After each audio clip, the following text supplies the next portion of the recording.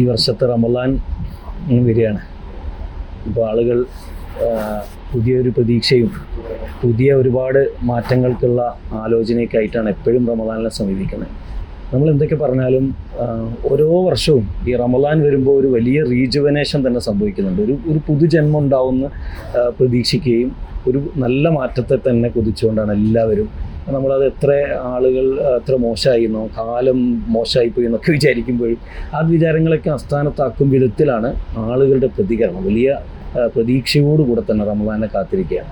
അപ്പോൾ ആ സമയത്ത് നമ്മൾ റമദാനിനെ കുറിച്ച്, റമദാനിലേക്ക് ഉള്ള നമ്മുടെ ഒരു മുന്നൊരുക്കത്തെക്കുറിച്ചൊക്കെ ഇങ്ങനെ സംസാരിക്കാൻ കഴിയുമെന്ന് നോക്കുക. പ്രധാനമായിട്ടും മനുഷ്യന്മാർക്ക് എല്ലാവർക്കും അറിയാം അല്ലാഹ് റഹ്മാനാണ്. അല്ലാഹ് മനുഷ്യർ എത്ര തെറ്റ് ചെയ്താലും പുറത്തു തരുന്ന റബ്ബാണെന്ന് അറിയാം.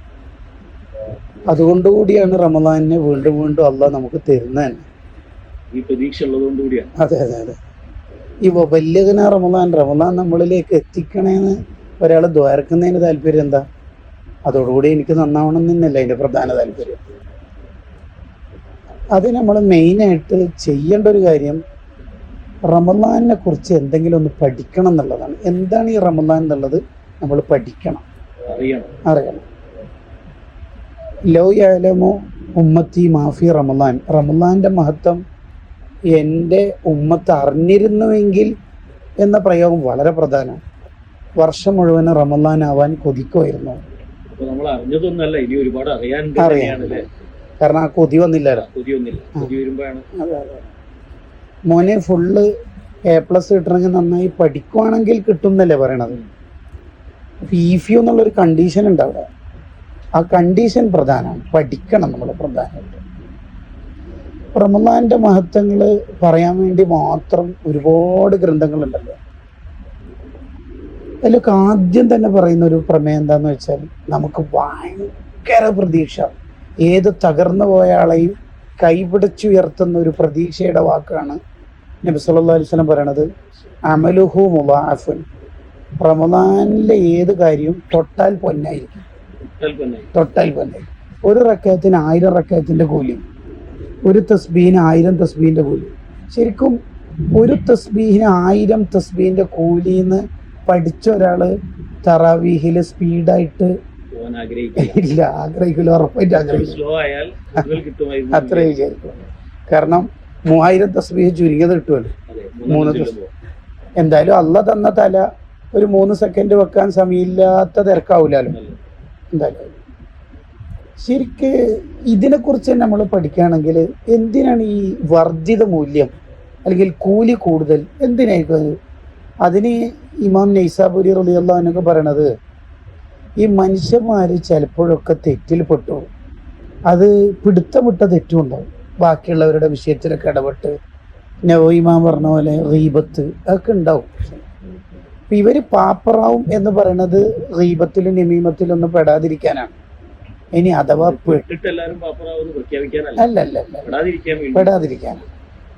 അഥവാ പെട്ടുപോയി എന്ന് കരുതുക, കുറെ പറഞ്ഞുപോയി, പിന്നെ ഒരാൾ തൗബ ചെയ്തു, എല്ലാവരോടും പൊരുത്തപ്പെടിക്കാനുള്ള പോസിബിലിറ്റി ഉണ്ടായിക്കൊള്ളുന്നില്ലല്ലോ. മരിച്ചു പോകാം. ഉംറ ചെയ്ത് തൗബ ചെയ്ത് കഅബന്റെ അടുത്തുനിന്ന് തവാഫ് ചെയ്ത് തൗബ ചെയ്ത് അവിടുന്ന് മരിച്ചു. അയാളെങ്ങനെ പൊരുത്തപ്പെടിക്കുക? അപ്പൊ അത്തരം ആൾക്കാർക്കും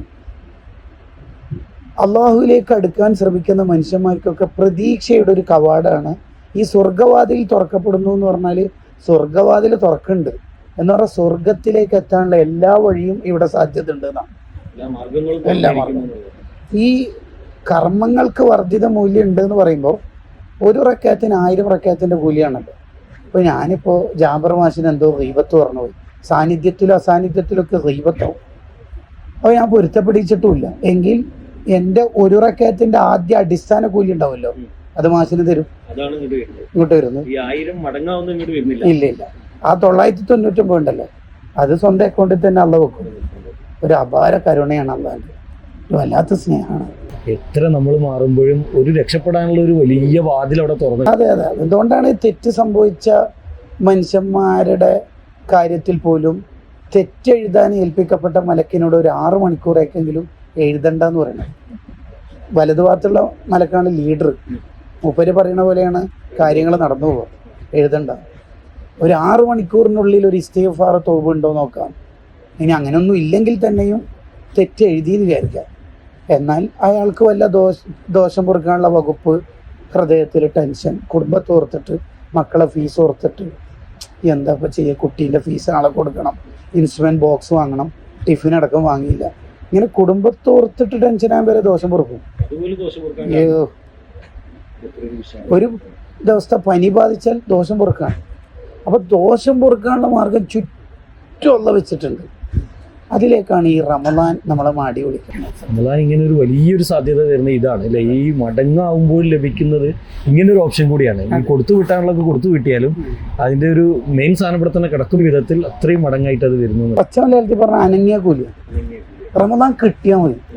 റമദാനിൽ കുറേ ചെയ്തിട്ടില്ലെങ്കിൽ പോലും റമദാനിൽ ജീവിക്കുക എന്ന് പറയുന്നത് തന്നെ വലിയ കാര്യമാണ്. നബിയെ 2 സ്വഹാബിമാർ സഹോദരന്മാരായിരുന്നു. അവർ, ഒരാൾ ഷഹീദായിട്ടാണ് മരണപ്പെട്ടത്, മറ്റേയാൾ സാധാ പോലെ പിറ്റേത്തെ കൊല്ലം വഫാത്തായി. 2 പേരെ ഞാൻ സ്വപ്നത്തിൽ കണ്ടപ്പോൾ ഞാൻ കരുതി ഷഹീദായ ആൾ തന്നെയായിരിക്കും ഫസ്റ്റ് സ്വർഗത്തിലെത്തുക. പക്ഷേ എൻ്റെ വിചാരത്തിൽ അപ്പുറത്താണ് നബിയെ സംഭവിച്ചത്. എന്ത്, രണ്ടാമത് മരിച്ച പിറ്റേത്തെ കൊല്ലം വഫാത്തായ അവരാണല്ലോ ആദ്യം സ്വർഗത്തിലെത്തി. അതെ, അതിന് തങ്ങളുടെ മറുപടി ഒരു എക്സ്ട്രാ റമദാൻ കിട്ടിയിട്ടില്ലേ, ഒരു റമദാൻ. അതാണ് നമുക്ക് കിട്ടുന്നത് റമദാൻ. ആ റമദാൻ നമ്മൾ കൂടുതൽ പഠിക്കണം. ഇൻഷാ അല്ലാഹ്. അല്ലാഹു തൗഫീഖ് ചെയ്യട്ടെ.